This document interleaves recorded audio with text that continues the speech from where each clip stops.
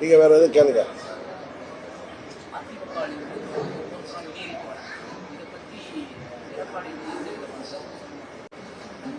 அதை பத்தி நான் என்ன கருத்து சொல்றது?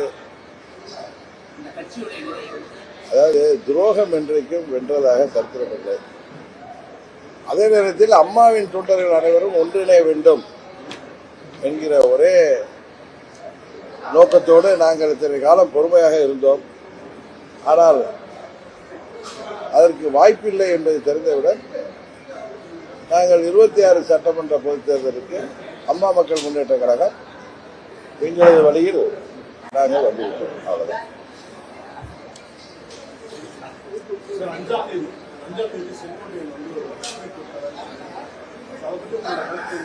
அஞ்சாம் தேதி பொறுத்திருக்கிற அவர் என்ன சொல்றாரு பாப்போம். எனக்கு யூகம்லாம் பண்ண தெரியாது.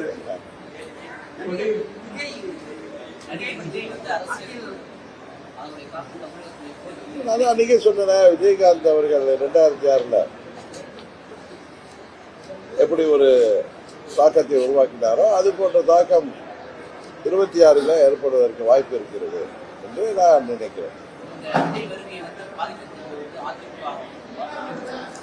எல்லா கட்சிகளுக்குமே ஒரு திரைப்படத்துறையிலிருந்து திரு விஜயகாந்த் வந்தப்ப எல்லா கட்சிகளையும் பாதித்த போது இந்த முறை எல்லா கட்சிகளுக்கும் பாதிப்பு வரும் தான் அன்னைக்கு சொன்னேன்.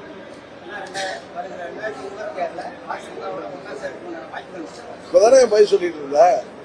அம்மாவின் தொண்டர்கள் ஓர் அணியில் இணையணும்னு நான் இதுவரை அதுக்கு வாய்ப்பு இருக்கும் என்று எதிர்பார்த்தேன்.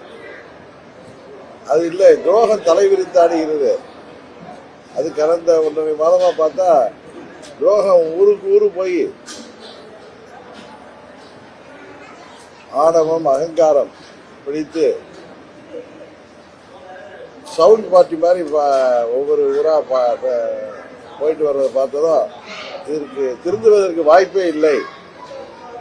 ஏதோ துரோகம் நாங்கள் செய்தது சரி என்பதை போல ஒரு எண்ணத்தை உருவாக்கி வருவதை எப்படி அம்மா மக்கள் முன்னேற்ற கழக தொண்டர்கள் ஏற்றுக்கொள்வார்கள்? அதனால்தான் நாங்கள் அம்மாவின் தொண்டர்கள் அனைவரும் ஓரணியில் இணைய வேண்டும் என்பதற்காக நாம் காத்திருந்தது. அது இனியும் காத்திருப்பது சரியல்ல என்பதை உணர்ந்து எங்கள் தொண்டர்கள் நிர்வாகிகளின் விருப்பத்திற்கேற்ப நாங்கள் எங்கள் வழியிலே செல்கிறோம்.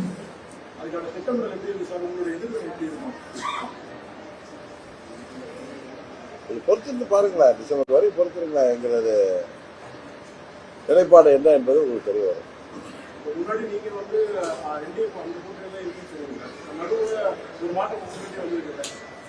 அதான் சொன்னேன் 24 பாராளுமன்ற பொதுத் தேர்தலின் போது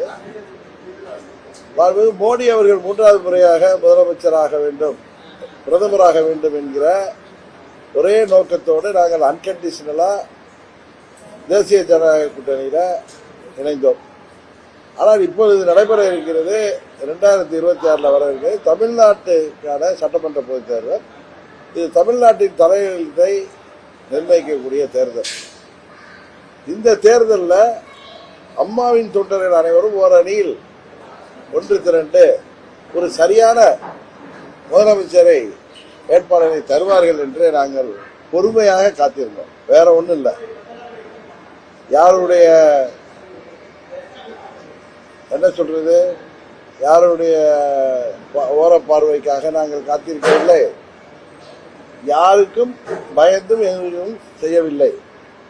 அம்மாவின் தொண்டர்கள் ஓரணியில் இணைவார்கள், அதற்கு அம்மாவின் கட்சியைச் சேர்ந்தவர்கள் சரியான முயற்சியை செய்வார்கள், நடவடிக்கை எடுப்பார்கள் என்று பார்த்தோம். ஆனால் அவர்கள் துரோகத்தை தூக்கி தலையில் வைத்துக் கொண்டு ஊர் ஊராக தெரிவதை பார்த்தால் இதற்கு வழியே இல்லை. அவர்கள் திருந்துவதற்கு வாய்ப்பே இல்லை. காரணம், நாம் அமைதியாக இருக்க ஏதோ துரோகம் தான் செய்தது சரி என்று நிலைநாட்டுவதை போல கூச்சலிடுவதும், செல்கின்ற இடங்களில் எல்லாம் ஆணவம் அகங்காரத்துடன் பேசுவதையும் பார்த்து அம்மா மக்கள் முன்னேற்ற தொண்டர்கள் பொறுத்தது போதும், நீங்கள் முடிவெடுங்கள் என்று என்னை பல மாதங்களாக கேட்டு வருகிறார்கள். நான் பொறுமையாக இருந்தேன். உணர்ச்சி வசப்பட்டெல்லாம் அந்த முடிவு எடுக்கல. நிதானமாக யோசித்து எங்கள் நிர்வாகிகளும் தொண்டர்களுடன் கலந்து ஆலோசித்து நாம் எப்படி துரோகத்தை ஏற்றுக்கொள்ள முடியும். இந்த இயக்கம் தொடங்கப்பட்டதே ஒரு சிலரின் துரோகத்திற்கு எதிராகத்தான் இந்த இயக்கம் உருவாக்கப்பட்டது. ஆனால் அவர்கள் திருந்துவார்கள் அல்லது திருத்துவார்கள் என்று நம்பினோம். ஆனால் எந்த வாய்ப்பும் தெரியவில்லை. அதனால் நாங்கள் எங்கள் வழியில் செல்கிறோம்.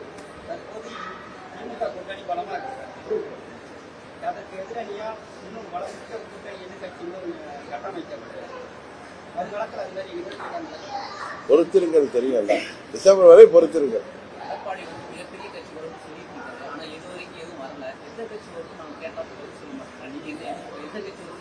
அவரு பதில் சொல்றதுதான் பதில் இல்லைன்னு அர்த்தம். திரும்ப திரும்ப சொல்ற, திருப்பி திருப்பி சொல்றத திரும்ப திரும்ப சொல்ற.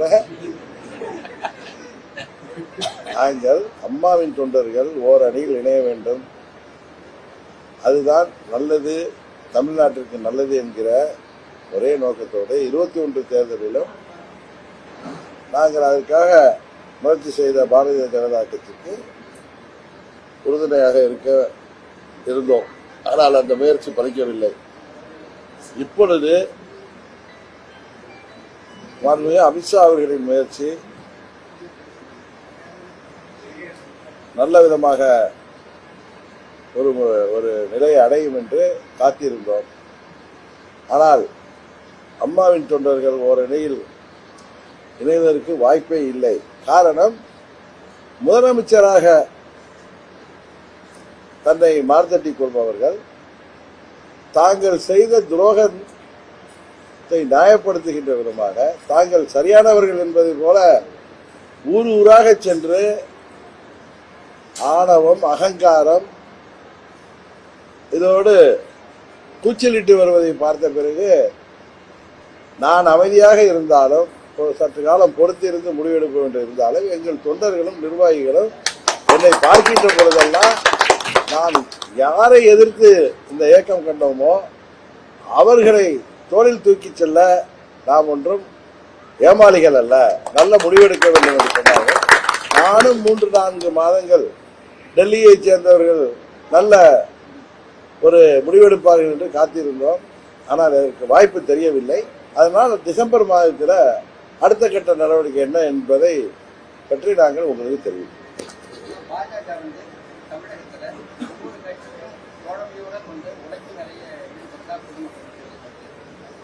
அதை பற்றி எனக்கு தெரியாது.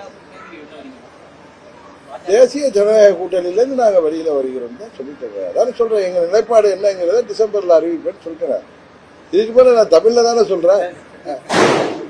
ஓகே.